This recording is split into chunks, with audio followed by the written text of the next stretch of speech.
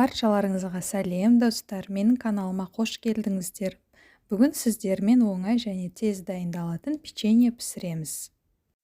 Дәмі тәтті, өзі жұмсақ болып шығады. Дайындап көруге кеңес беремін. Ал біз бастайық. Ең бірінші, ыдысқа ерітілген сары май салып, артынша сұйық май құйып, екеуін жақсылап араластырып аламыз. Келесі, жұмыртқа мен қант ұнтағын қосып, тағы да жақсылап араластырамыз. Соңында ұнға қопсытқыш қосып, екеуін араластырып алып, дайын массаға салып, жұмсақ және қолға жабыспайтын қамыр илейміз.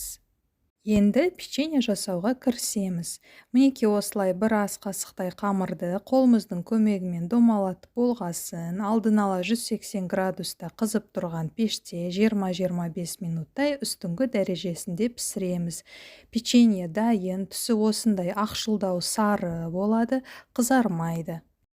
Ал енді шоколад ерітіп, печеньені бірінші шоколадқа, одан кейін кокос жаңқасына батырып, безендіреміз.